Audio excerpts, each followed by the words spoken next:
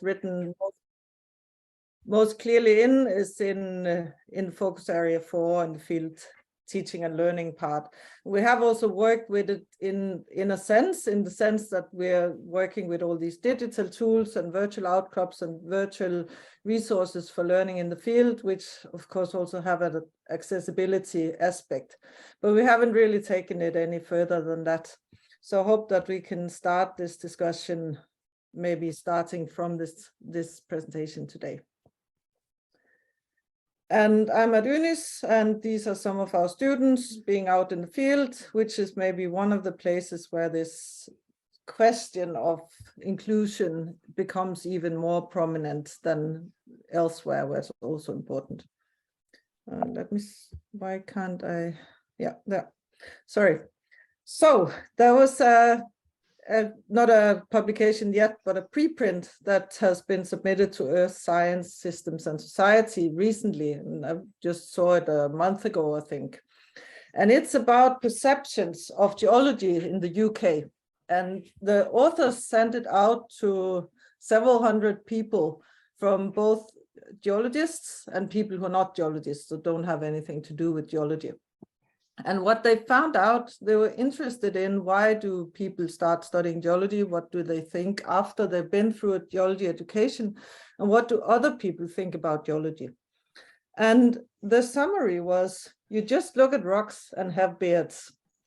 And I think we can all imagine that kind of geologist that they're probably thinking about.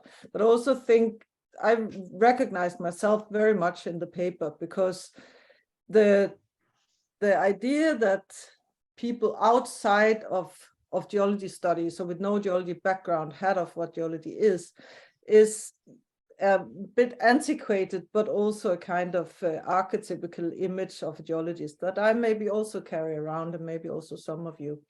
But luckily, the students who had actually been in geology programs in the UK, they had a different perception, and they understood the science of geology and the field, the profession of being a geologist, as a much more modern and relevant for society discipline. Some of the descriptions, I have not brought up the whole study here, because then we would only have to talk about that, but I would definitely recommend you to look it up, because it's very, very interesting. I would think that many of the results probably also holds in Norway. I've taken a little bit of the text here. So the data from the participants who had never studied geology draws an image of a boring, old-fashioned, hammer-wielding, white male-dominated group who work exclusively in the extractive industry with no wider relevance to society, and curate and collect rocks. So that's something to think about if we want to recruit students, and especially if we want to recruit a broader part, students from a broader part of society. Maybe this is a little bit different in Norway, I would imagine, but I think the extractive industry would hold true, because that's probably what many people think about when they think about a geologist. Maybe there is a little bit less of the museum type that only curate and collect rocks. But those who had actually studied geology, they had an idea of what a modern geologist is. A modern geologist is not fully outdoorsy. They work in an interdisciplinary manner where connections and experience in the social sciences and policy making would be beneficial. And the paper is about trying to integrate the perception that the actual geologists or the geology students have of geology, and bring that more into society to actually show who we really are and what we really do. And I think that also is very close to the mission of iEarth, and that was maybe also one of the reasons it really rang a bell with me.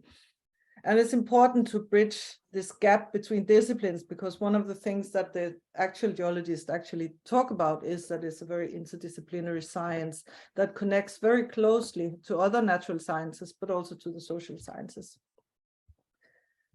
And that we're not really marketing ourselves in a good way. And I think that matters for recruitment. It also matters for our general collaboration with society as a whole. But I think in this context of this talk today, it definitely matters for recruitment. And many of you are probably aware of this poster, which I think is really good and really shows this modern geologist or the modern geoscientist who plays important roles in almost any aspect in society, where we have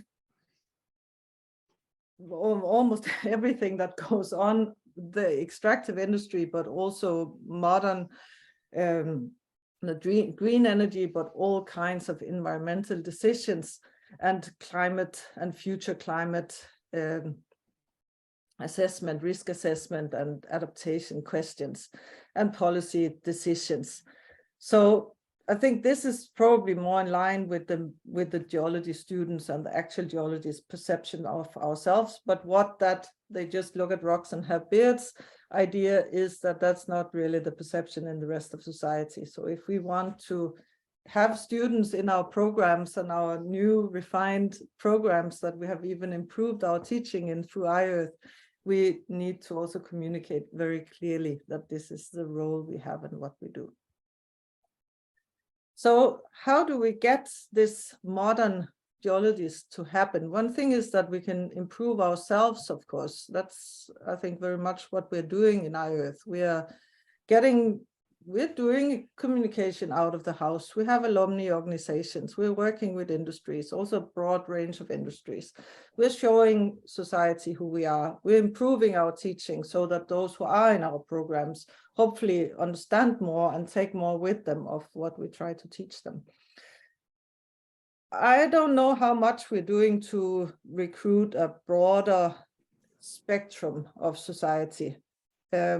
I sit at the end in UNIS, where we receive students who are already recruited to the Norwegian mainland universities or abroad.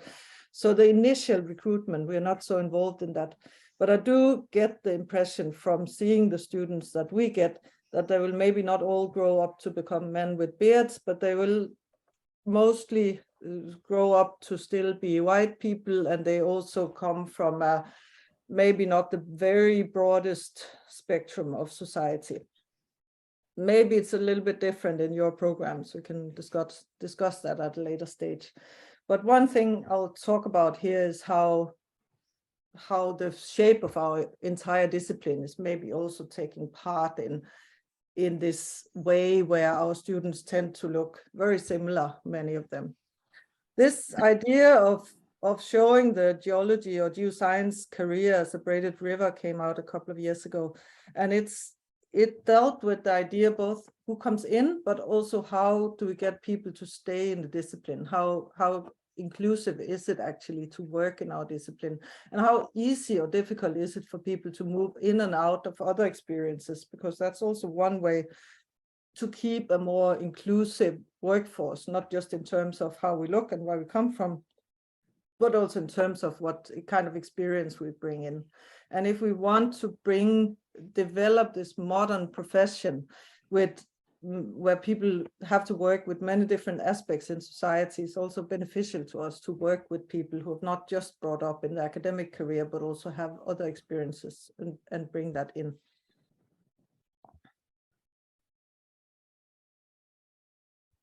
This paper is based on US data, so it might not be entirely representative for us in iEarth or Norway.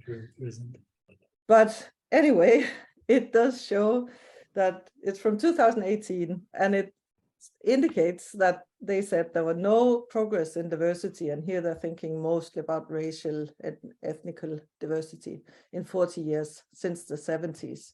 So the first graph is total PhDs. You can see that goes up a bit, goes up and down a bit. The green on the top is earth science, the lower two are ocean and atmospheric sciences. And the middle one is race and ethnicity. And just from going to conferences, having colleagues, being around in our profession and our field, I would tend to say that it's probably not extremely different in Europe, but I don't have any numbers neither for Europe or for Norway. And I think generally in Scandinavia, we don't tend to collect these kind of data, so they might not exist at all. But I know that it's, yeah, from looking around that we're probably not at a representative level for society as a whole. There are also some gender issues in our field, and there are several papers. I've just picked a few out. One, there are quite many women in geology and in the geosciences, but there are plenty of papers showing that women are less represented in, that might be top positions at universities, it might be, as here, credits in science, it's in papers, it's citations, it's popularity in student feedback, it's research funding, it's access to various types of prestigious positions and roles in our professions. And of course, in iEarth, we're not particularly a career development center of excellence, but an education center of excellence. But it does influence also what our students see. So they read papers, they are engaged with research projects, they have teachers, they have people who interact with them, who they meet, and they do see what kind of power these people bring with them also internally in the institutions. So I think these numbers are relevant also for our students. And if we look at this, they had a very high number of article authorships. They are down here in the text, 17,000, or no, not even 17,000, 17 million potential article authorships. And they've sorted these for faculty, postdoc graduate students, undergraduate and research staff. And women's share, the line, the dotted line would be the line these authorships would be on if there was an even distribution between women and men on the author lists. So clearly there's not, and there's also a little bit of variation between what kind of role you have. And it tends to be, for example, if you look at undergraduate students, that maybe even the male undergraduate students are included more in papers than the female undergraduate students. If this is also true in Norway, again, I don't know, but it's a very, very large database. So it's more of a world database than it's a Norwegian or US database. And you can also see it varies a bit depending on discipline. And our discipline is here, the geosciences. And even when they add control factors, for example, what kind of job title people have, how long they have worked in what they call a laboratory, so this place where people work or where their research is coming from, or the field or the type of team or size of team, it's still much higher number of articles for men than for women. So here are some underlying issues that do not have something to do with maybe the women were just out on maternity leave, or maybe they just have different jobs, or maybe they just like different things. And here these other reasons are listed. For example, people who have personal responsibilities, for example, maternity leave, which of course are in the world context mostly women who has that. But that might be an issue here also with paternity leave. If we look at this, that's the kind of roles the men and the women had in these subjects in the articles. And this list at the base is all the typical roles you will have before you have a published product. It's everything from conceptualization, funding acquisition, project administration, supervision, writing, review and editing, various software development, for example. And you can see that except for software, the women tend to have at least as much work or what they report they have contributed as the men. And even though we end up with a skewed author list. So so that was one example of such a study that I think still comes down and also affects the way our students see who earns respect and who has what kind of roles in our disciplines, even if they are not necessarily writing the papers themselves. Then there is another study here also where they've tried to look at, here they put they have also a lot of respondents, they have 25,000, And they're looking at whether white, able-bodied heterosexual men, and that's of course also a broad group. I know that there is a lot of variation between in this group as well, but put that group together as one group who might or might not have some benefits to other groups. And they have then chosen people who have 31 other intersectional characters. It means that it could be that they are women, it could be that they were other races that are not white, it could be that they have different sexual identities or disability status. And it does come up with the result that having this advantage of appearing a white and non-disabled heterosexual man comes with what they call a premium or benefit that makes some things easier in the workplace. And I've chosen some of the figures just to give you a brief overview, and we don't need to go into detail with all of them, but they all have in common that this is the difference to the white men without disabilities. So of course they come in with 0, since that's the group we are comparing with. And then the difference for all the other groups. And those who come out worst, for example, are Black women with disabilities. And you can see just quickly browsing that the heterosexuals, also the women, come out on the first places with least problems in terms of social inclusion at work. And if a similar plot showing harassment, amount of harassment happening, and again, the white males are what we're comparing to, so of course they are 0. And again, the Black women are down here with the biggest difference and most experienced amount of harassment in this context. So it's not just a gender question, it's also a racial question, and it's also other what we call intersectional experiences, like if you have other aspects of your life where you also vary from the majority. And the last one is an experience of professional respect. And again, of course, heterosexual white men without disabilities are 0.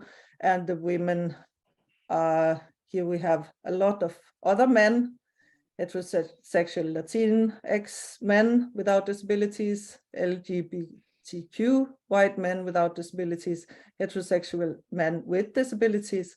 So we come quite far down the list before we even get to the heterosexual white women without disabilities. So they tend to experience less respect in the workplace than men who are set apart in other ways from the majority. And I've also looked at various explanations for these gaps. And it could be, for example, job characteristics, again, that they have different kinds of jobs, could be work effort, could be background, human capital is, yeah, one could argue that's also influenced by respect in the workplace, for example. But the unexplained part of the gap is the white. And I would dare to say that's pretty large in all cases. So these were all the things that they were testing for, even though I just showed some of them. Salary is also not directly comparable to us, but there might be some differences in salary here too. Then if we go back to our own discipline, this is from my part of the discipline in sedimentary geology.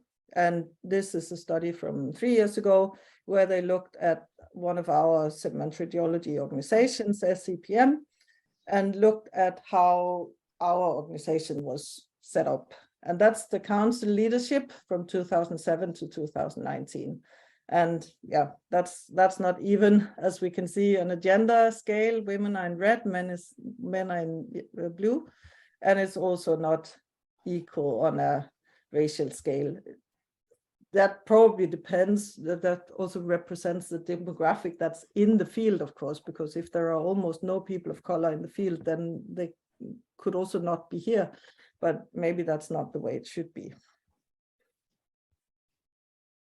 looking at the journals that come out of this particular organization, Journal of Sedimentary Research, Polaris, and editors of 20 special publications. Again, we do not have anything near an even distribution. And again, these are the journal articles. These are the journals that we ask our students to read and relate to, and that we maybe build our teaching and lecture knowledge on. Then it's who are awarded things. This is, of course, something that typically happens later in the career, so it's not so relevant for our students. But maybe, again, it will come down to the students through who of the people they're reading about, who of the people who have presented something, maybe occasionally even some of their own teachers have gotten various awards. And again, it's not very happy numbers. The red ones here are the women, and the blue ones are the men. And one would think that the female ones have probably preferably come in the later years, but there is no distribution over years here. Here's the recent awards from 2011, and here you can see that it's gotten slightly better, but it's not really 50-50 either. And this is the European Geosciences meeting this year. This is a picture that has also been circulating on social media to make this point, that these were the awardee ceremony this year. There are similar studies from other branches of our field. This is in a Canadian conference in geochemistry, I think, where they also looked at who were doing different things in this conference, who were presenting, for example, and who were giving invited talks, and also who were asking questions. And let me see if I can find the results here. For example, in number of oral presentations, you have female presenters and you have presenters of color. And you can say that see again that in most of these different kinds of subfields present at this conference is less than 50% who are given oral presentations. And I can see that I did not include the image of the invited talks, but that was even worse. It was a very low number of female attendees who were invited to give talks. And an argument that we often hear is that, oh, but this is mostly a US thing. It's not a problem here. It's mostly a problem elsewhere. And I don't have any data from Norway because I don't think they exist. But this report was put out recently from Geocenter Denmark. So it's made in Denmark, and it's about gender balance in the geosciences in Denmark.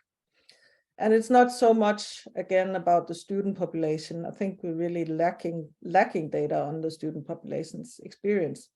But this is women's career in year after PhD. So this is the first year, this is the 6th year.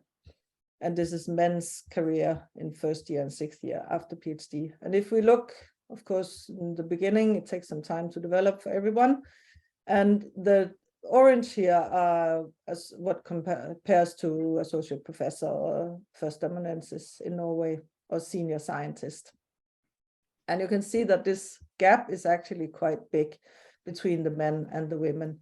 And it starts already right after the PhD, where this adjunct, the tenure track type position that is common in universities in Denmark starts with already 19% of men and 12% of women. So it just adds, the more preference you get, the more chances you have of building your career. They also looked at authorships in Denmark, and remember now we're in the geosciences. And here they also had female scientists are less frequently involved as co-authors in scientific publications. So it's actually the same result as we saw from the international data before. And the biggest chance for a woman to be included as a co-author is if there is also a senior woman. And where they have a female last author, so type PI in the group, that also has the highest percentage of women in the author group with 35. And they show here also they have looked at the funding possibilities for male and female applicants. And the funding system, it should be said that the funding system in Denmark for geosciences and for most natural sciences is a bit different from Norway, because here we mostly have the Research Council, and in Denmark they have a broader landscape of different funders. But anyway, it's our Danish colleagues who apply for funding here. And one thing I noted was that 11% of the women got partially funded projects, whereas only 7% of the men, and 4% of the men actually got extra funding offered. And I cannot see the number here, but I can see that it's smaller than this part here. So there is also a difference, and those who were declined and who did not get funding was 70% for the women and 60% for the men. So this also tells us something about the possibilities for, if these numbers are similar in Norway, it says something about what are the chances that our students in a, for example, well-funded group with possibilities for students to join a research project or have summer work or things like that, if that's skewed relative to the type of funding people have, it might be so that our students will also get the impression that more male group leaders or scientific project leaders will seem more successful or have more possibilities for the students than the female part of us. So that was the statistics and the data behind it, and it looks like here are some differences that might seep down through the levels. Then there is this question of representation, and the need. This quote here is from a paper from '95, so it's not something that was invented yesterday. And it says that the need to belong is a powerful, fundamental, and extremely pervasive motivation. And I think most of us can probably relate to this feeling. I can definitely, that when I'm places where I feel that I'm welcomed and fit in and is part of the group, I'm more motivated and feel better about myself, and I'm more able to do good things than if I'm in a context where I feel a bit off and don't really feel included and feel maybe a bit urged to leave the place or go home instead rather than stay there and collaborate. So I think this is a very fundamental human feature, and that goes for our students as well, of course. And it's also not a new thing. That's also known that validation, in this case for culturally diverse students, but I think validation in general is important for people for learning. That just puts us generally in a better mindset to be able to develop. Feel more secure, you feel more agency, you feel more self-reliant and more able to test out new things. And from this paper from '94, there's also a whole list of how validation can happen, and then it can happen both in class and outside of class. And also says here that when validation is lacking, students feel crippled, silenced, subordinate, and or mistrusted. And I hope most of us have the feeling that these are not nice feelings, and it's not something that helps us to do our best. When validation is present, students feel capable of learning, they experience a feeling of self-worth and feel that they and everything they bring to the college experience accepted and recognized as valuable. And that's, of course, what we want, I think, in iEarth. And validation can happen inside the class. It matters how we as teachers behave. It matters what the atmosphere and culture is in the class, how the classmates behave. It can also be things outside of class, that significant others. It can be the family members. It can be other staff that are supporting them. So it's a complex process, and it's not something that just one person or one teacher can decide that I want to change this in my classroom. It will not necessarily get people to feel included or validated if it's not a larger process that also involves the rest of the environment. And I think many of the activities that happens in iEarth are activities that support this kind of validation. Then I know this study has been shown at a previous digital learning forum. It's from Maria Jensen, who was involved in iEarth for a long time in the beginning. And she did one study in Oslo, and Anders Matthias, as I mostly know him as, in Oslo, is also a co-author on this paper. And it was a study of first-year students in Oslo and how they negotiate, or how this belonging process actually happened with them, how they experienced this through interaction with faculty.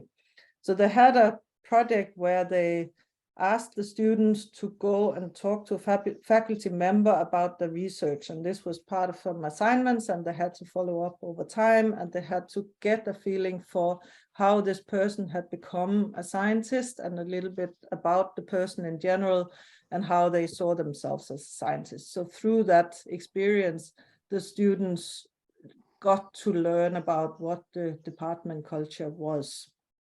And some important points from that study was that they experienced two things from this.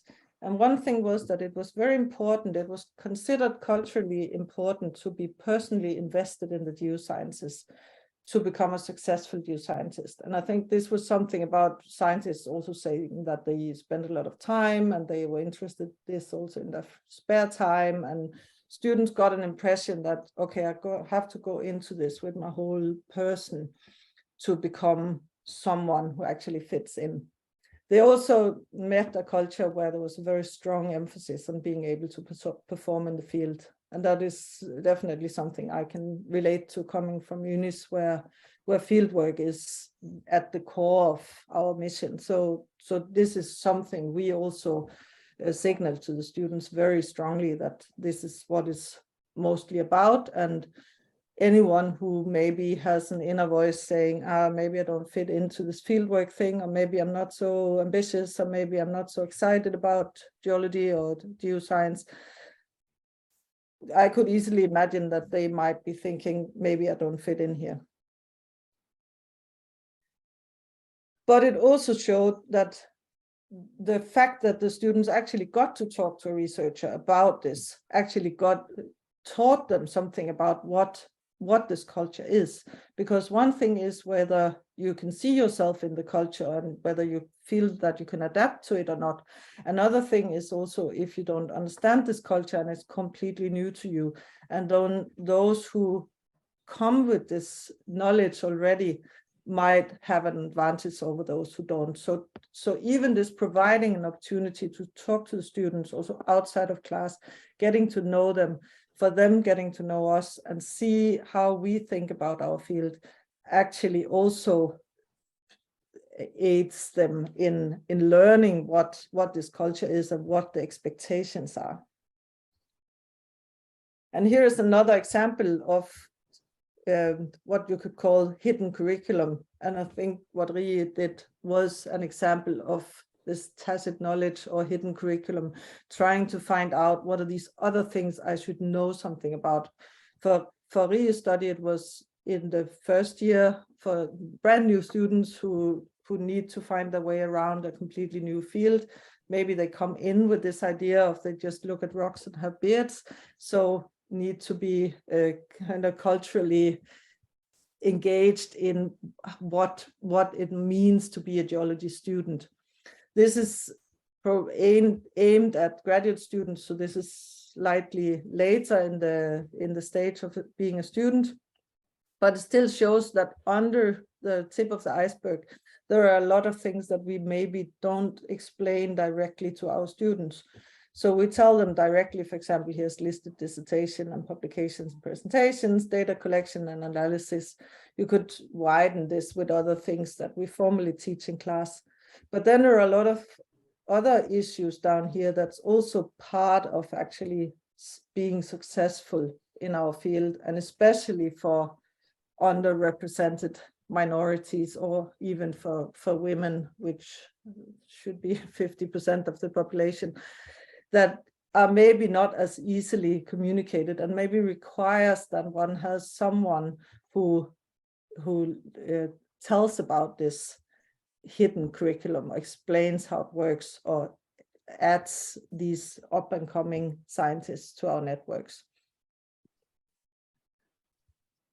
And this is, and of course, that's one thing about being, feeling belonging, is that you understand how the culture is that you're supposed to navigate in, and also that you can relate to that culture, and that you see somebody like yourself in that culture. But it's also, of course, something about being treated properly. I don't think most people feel that they belong in places where they're continuously being questioned, or feel that they're outsiders. That's kind of the opposite of belonging. And this is a poster I saw at this EDU meeting now in April from a kind of initiative that's called "Did This Really Happen?" And you can go into this website and see for yourself. And people can report incidents that they've had that has to do with discrimination or gender, lack of equity, and report actual situations they've been in. And you can see this circle here is the people, the career level of the people who actually sent them these anonymous testimonies. And that's pretty much everyone, quite a lot of graduate students and early career to mature career professionals, but also industry, for example. So it's a wide variety of geoscientists. And here they have some of these stereotypes that they have received stories of, and they convert these stories, at least some of them, into cartoons. But the kind of topics that they receive stories on are, for example, there are also some of positive discrimination, not many, objectification of women, for example, sexual harassment and that kind of thing. Women as outsiders in the context of networking, questioning female competence, keeping males in traditional roles, classical male stereotypes. Remember, anyone can send this to them, so nobody's saying that it's only minorities who send stories, and keeping females in traditional roles. So, and these are data from 2017 to 2022. So these are not old data, and this could also include Norwegians, and this could also include some of our students. We don't know who have submitted into this, but the point is that it's not really changing. And some of the categories, for example, have women as outsiders, is even growing. This may not be the real number of these incidents happening, because these are the people who send these stories to this team of 2 people, but it means that it does happen. And it's, of course, one way of not feeling very included. And on the more serious side, there are also several studies showing that both trainees and also others experience various kinds of harassment, and especially in the field. And this study is 2014, and it's a survey of academic field experiences. It's not only geoscience, it's also other sciences, but it's people who go to the field for whatever reason to collect the data. And it's the most of respondents were women. There were 666 respondents. Most of them were women. Most of them were Caucasian, and most of them were from the US, but there were 30 other countries also represented. And it was an internet survey that was sent around. 58% of them were considered trainees. That in this case also include postdocs. So it's everything from students to postdocs and a faculty category.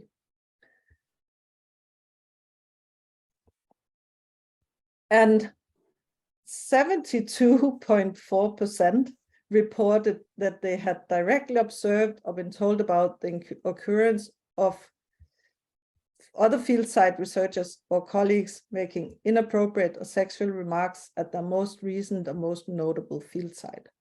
So that's a very high number, I think. And anyone experiencing this, whether seeing it or being it, might maybe not feel as belonging as they could have.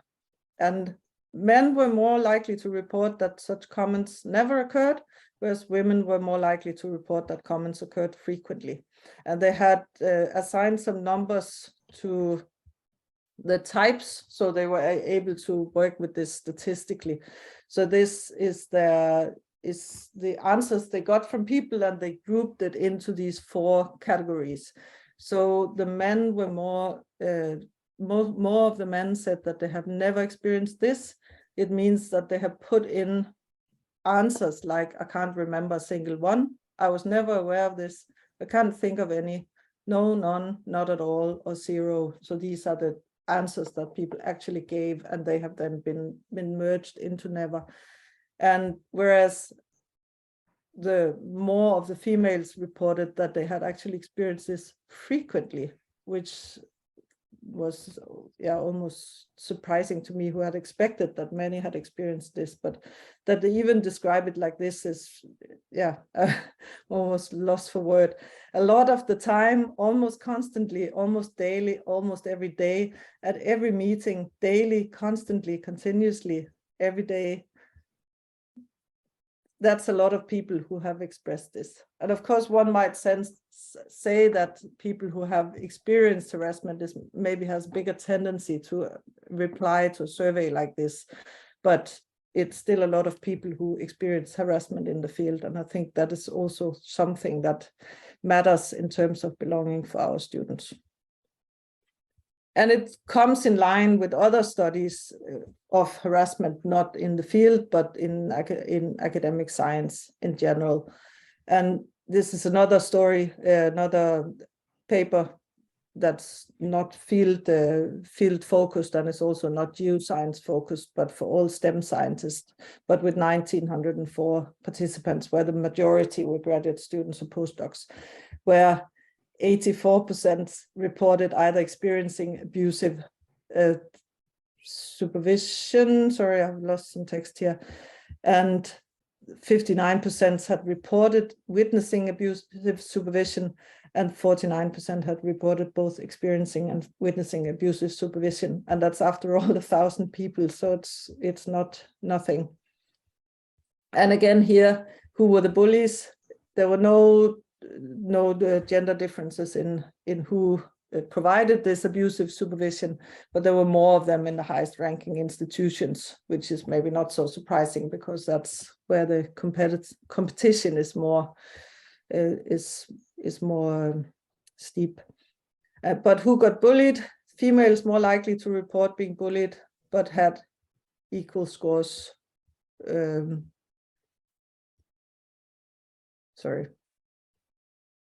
Internationals no more likely to report being bullied, but severity of behavior is much greater. Yeah, that's right. Sorry. Females were more likely to report being bullied, but they had equal scores on this TEPA scale. That's how severe the behavior was. That's a way of reporting what kind of behavior was done to them. And so men experienced the same kinds of bullying, but less of them experienced it.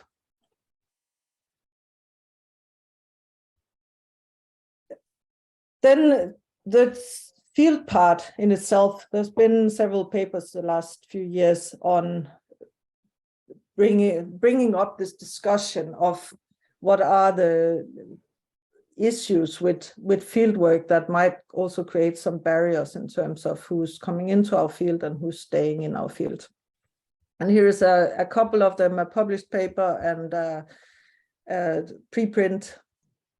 And the published paper discuss many of the aspects that are often being mentioned.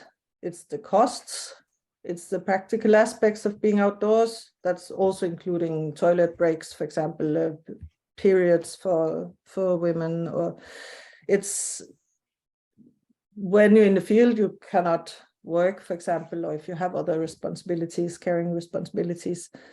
It's barriers to people with physical and mental health issues. That's maybe what we are trying to address with some of the virtual fieldwork.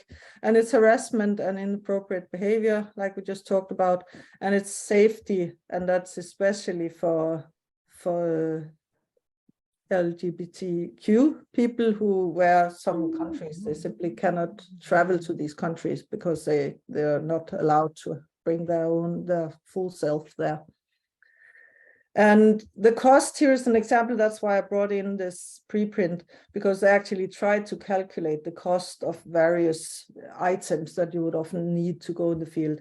And this is in US dollars, and the prices are maybe not identical to the prices we have here. But anyway, I think we can quickly gouge from this axis here that it's not cheap. And I think anybody who bought an all-weather jacket or flight ticket, it is generally not cheap to participate in fieldwork. And I think especially in a place like UNIS, where we also require people to come and live there for a while, and that typically means that they cannot hold the spare time job they might have. They cannot bring that with them, and it's difficult to bring children. And it's a very exclusive group we receive for Arctic fieldwork, and really need to think about what that means for us, I think. Then I want to discuss this paper a little bit, and therefore brought some of the quotes from it. And I'll more or less end with this. I have a few suggestions towards the end, because this is also a preprint. It seems that many of these studies are coming out quickly nowadays, and many of them are still in the preprint phase, but hopefully eventually they will move along to the fully published version. This is from last year, and it's a study of 27 self-identified progressive white male physics faculty and graduate students discussing race and gender in physics. And the interesting thing about this paper is that even this group of people who are well-intended, who do not see themselves as people who they are not the old men with beards who try to hold back neither women or anybody else. They're not thinking of themselves as a problem. They're thinking of themselves as somebody who are trying to support the solution. And you can see here, 91% agree or strongly agree to the statement, I have a personal responsibility to take action to address equity in my field. So these are people who are interested in solving problems, and nevertheless, when discussing with them, the interviewer who did the study comes across a lot of problems that really ring a bell with me. So she has sorted it into themes, and one of them, the first theme, is this: inequity happens in places far, far away. And I think that is a very common comment when discussing these topics. There is someone saying, it doesn't happen in my class. Here's an example of that. I did not encounter something so explicit and so in your face like that. I do have not many, but a few African American or people of color in my classes, and I never encountered that. The first thing in class that I say to students is that I discuss these kinds of behavior so they understand very well. There's no way to misunderstand the message that I have. So perhaps in my classes, it doesn't happen because of that. I don't know. And of course, it might be true that it actually doesn't happen in this person's class, but it's also true that this person has not talked to anybody in their class about whether it happens or not. And I think what many of the numbers and statistics show is that when the women or the minorities are asked, they often feel that this does actually happen. And here is another example where other students will not sit next to a Black woman, and he's not reacting to it, and he says, I mean, if I were her, I probably wouldn't do anything. I would just be like, okay, if she's sufficiently self-aware, she probably understands why that's happening. So if I were her, I would just be like, okay, this is the world we live in. And this, on one hand, not seeing the problem, and on the other hand, being the kind of person who says that I will take part in solving the problem. I think, in my mind, that is probably part of the problem.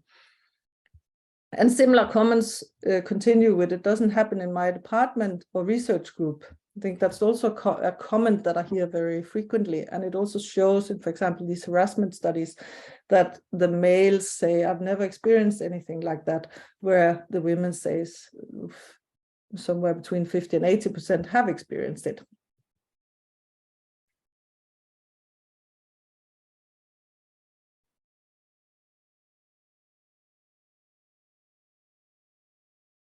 It doesn't happen in my field of physics. I think you could hear the same argument in the geosciences. People will tend to put that problem away and say, no, it's not here with us. But if you go and talk to the minorities, especially the people who are a little bit higher up in the hierarchy, like maybe people like me and my colleagues, permanent staff who are not afraid of speaking out, you will hear that there are many examples of this. Like, for example, the people who submit incidents to this, did this really happen?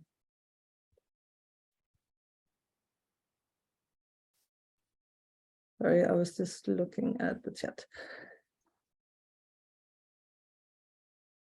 The second theme, I think, is also common with us. It's too big for me to impact. Locating inequity in grand social structures.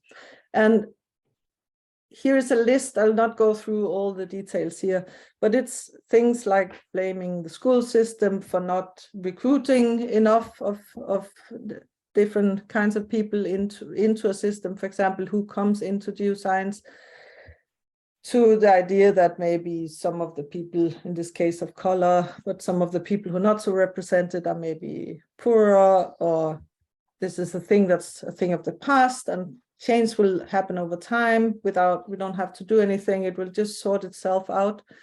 I can tell you that this Danish study actually showed that it would take 50 years before it would even out by itself, if it even does that. Or it's attributed to unequal expectations for parenting, for example, or choices that women and men tend to do.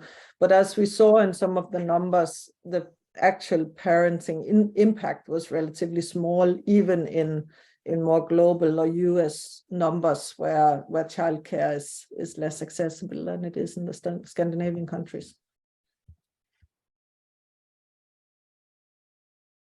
And with many things, that's the same for climate change. For example, the theme, I'm helpless to act and therefore my inaction is justified. So this is too big, I can't do anything about it. And here is, for example, an interviewer who asks, how does it feel to talk about race and gender? And the graduate student says, no particular feeling. Maybe it's creating a sense that I need to do something about it, but not enough to actually go significantly out of my way to do something. Plus, I don't actually even know what going out of my way would be. And I think that's also something that can be discussed.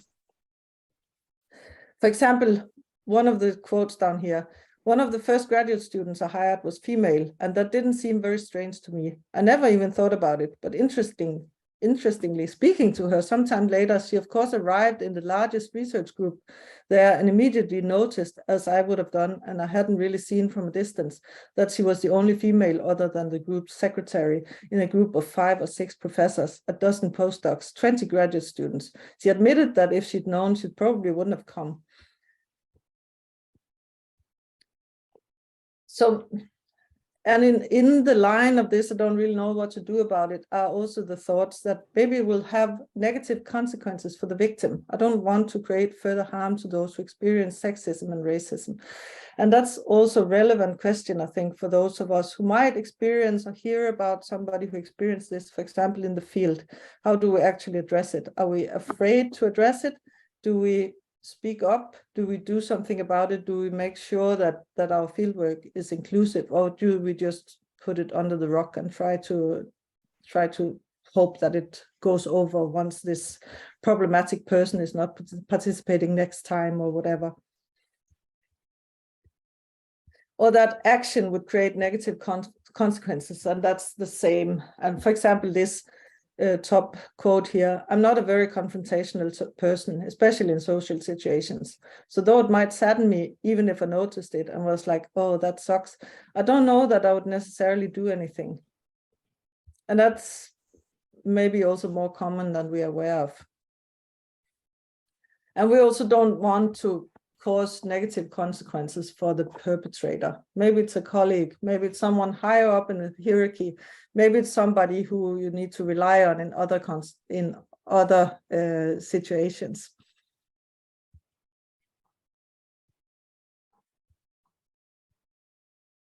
I think we'll just go through these because time is running.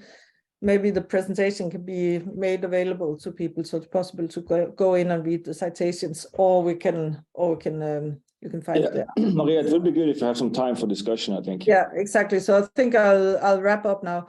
But what can we do? So these are common ways of saying that the problem is not so relevant for us, and the numbers that we've seen, they don't apply to us, so they don't apply here, but maybe they do anyway. And especially if we speak to the people who might experience the problems, and if we make it very open and upfront that inclusion is important, and that is something that we're working for. And I think for me, it tells me that this is something we need to work more actively for than just hope that it just happens. And here are a couple of things that can be done, and that's made in terms of people of color here, but it can be anyone.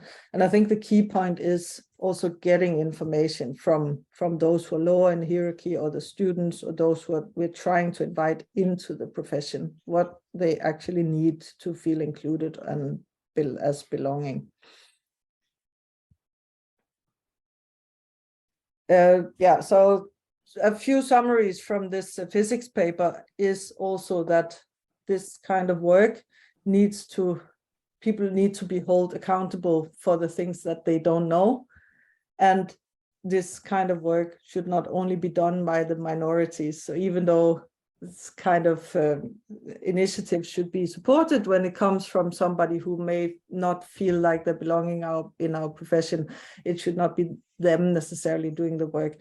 And therefore, I think it's important that we, as iEarth, do something like this talk here, do something like this discussion, and think about how we can actually lead this work also, both with the participants at this talk, but also from the top.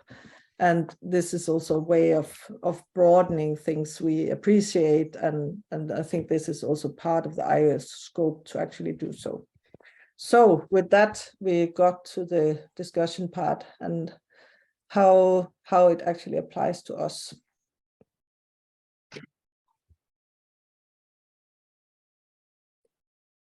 So thank you for listening for a long time. And I don't know exactly how we should organize the discussion, some are in person and some online. If